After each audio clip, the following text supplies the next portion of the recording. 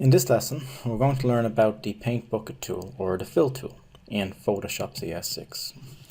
Firstly, we need to find an appropriate image to demonstrate this tool. So we're going to search for butterfly wings.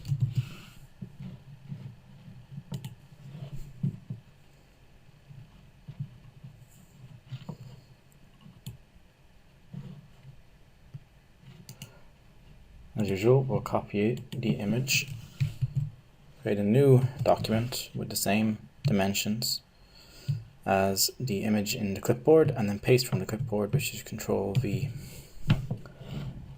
Now we'll delete our background layer,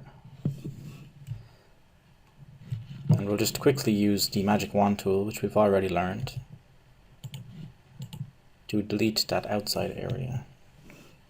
Okay. You could also have used the magic eraser tool to do the same thing.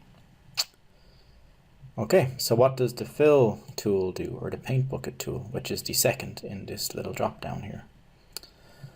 Well, it takes the foreground color, whatever value that may be, and using the mode, you can also switch it to pattern, I should say, and then using the selected mode. So what blend mode are you using with the new pixel data that you're inserting into the image? The opacity settings, so from transparent to completely opaque, somewhere around there. Let's leave that at full opacity.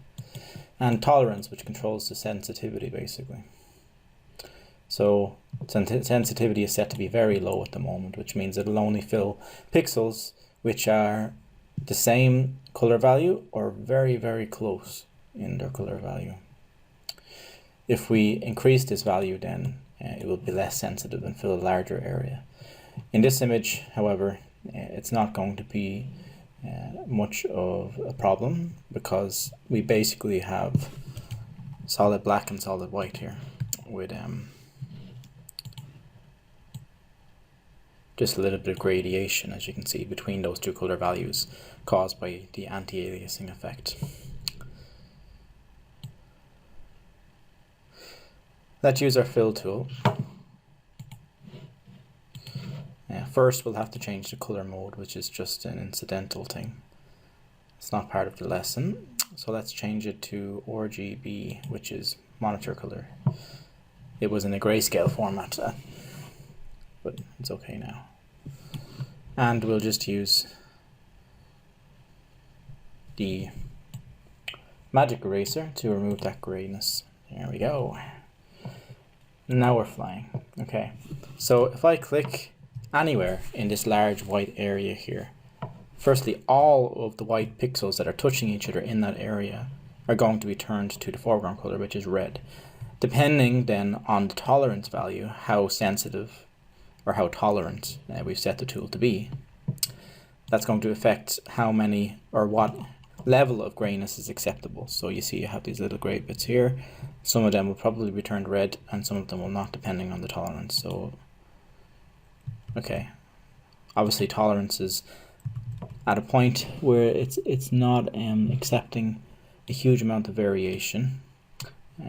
So we might just increase the tolerance to about 40, and we're still not getting anywhere near what we want. 120.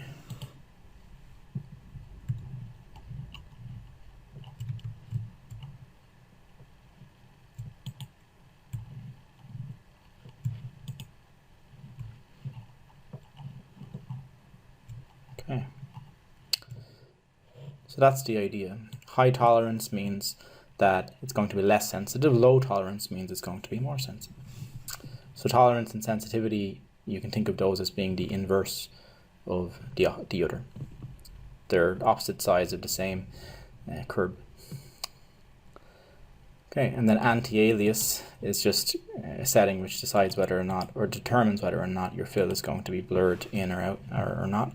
So if you set that, then it's going to obviously bleed over hard edges. If you turn off anti-aliasing, then it won't. And that is pretty much all there is to the fill tool.